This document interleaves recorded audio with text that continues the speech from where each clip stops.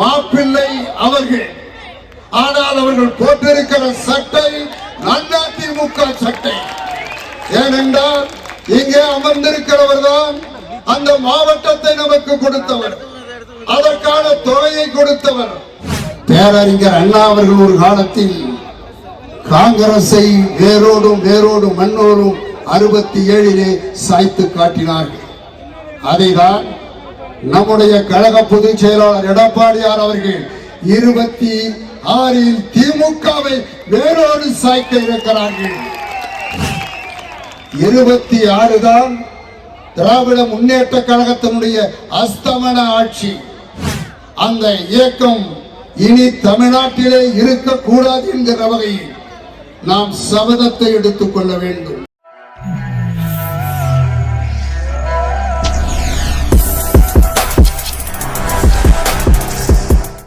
இன்றைக்கு இந்த கூட்டங்களுடைய நோக்கங்கள் திராவிட முன்னேற்ற கழகத்தினுடைய ஆட்சி அகற்றப்பட வேண்டும்.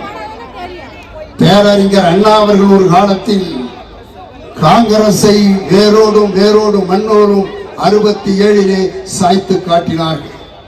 அதைதான் நம்முடைய கழக பொதுச் செயலாளர் எடப்பாடியார் அவர்கள் 26 திமுகவை வேரோடு சாய்க்க இருக்கிறார்கள். 26 தான் திராவிட முன்னேற்ற கழகத்தினுடைய அஸ்தமன ஆட்சி. அந்த இயக்கம் இனி தமிழ்நாட்டிலே இருக்கக்கூடாது என்கிற வகையில் நாம் சபதத்தை எடுத்துக் கொள்ள வேண்டும். ஒவ்வொருவரும் வேட்பாளராக, ஒவ்வொருவரும் நாம் தலைவனாக எண்ணி பணியாற்றிட வேண்டும். இந்த ஆட்சி அகலப்பட வேண்டும். திராவிட முன்னேற்ற கழகத்தினுடைய ஆட்சி போதை நிறைந்த ஆட்சி, மகளிர்கள் நடைபெற முடியாத ஒரு ஆட்சி இன்றைக்கு நடைபெற்றுக் கொண்டிருக்கிறது.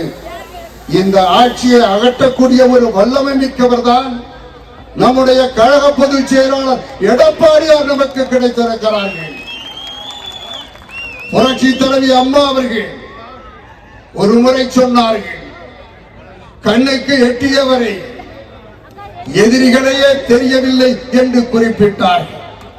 ஆனால் பக்கத்திலே இருந்த எதிரியை அவர்கள் கவனிக்காமல் விட்டதனால் ஒரு சறுக்கல் தாய்க்கு ஏற்பட்டது.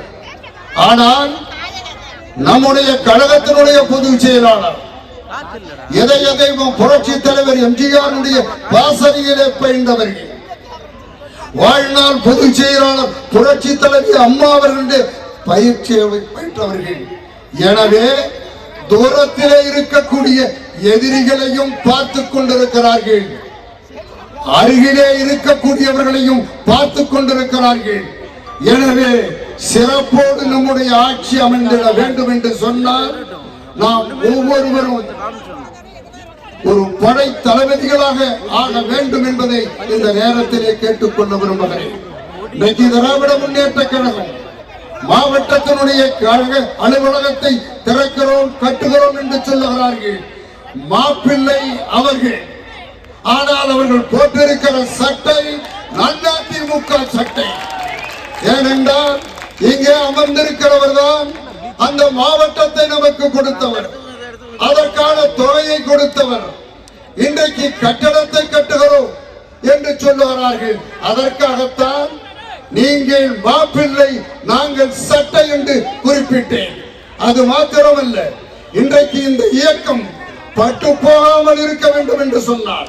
நமக்கு நம்முடைய ஆட்சி வந்துட வேண்டும். எங்கெங்கோ எவனோ சொல்லுவாங்க, யாருடைய தலைமை, எந்த கட்சியினுடைய தலைமை என்றெல்லாம் சொல்லுகிறார். ஆனால் தமிழ்நாட்டினுடைய மக்கள் எடப்பாடியார் அவர்களே, பொதுச் செயலாளர் அவர்களே, உங்களை மாத்திரமே ஏற்றுக்கொள்வார்கள். அதிமுக ஆட்சியை மாற்றமே ஏற்றுக்கொள்வார்கள். அதிமுக ஆட்சி புரட்சி தலைவராக அவருக்கு பின்னாலே அவருடைய கொள்கைகளை காத்து நிற்கிற பொதுச் செயலாளர் அவர்களே, உங்களுடைய தலைமையில் அதிமுக ஆட்சி தமிழகத்திலே வந்திட வேண்டும். அதற்காக நாம் பணியாற்றிட வேண்டும் என்று உங்கள் அத்தனை பேரையும் பாத மலர்களிலே வணங்கி கேட்டு விடைபெற்றுக் கொள்கிறேன். நன்றி, வணக்கம்.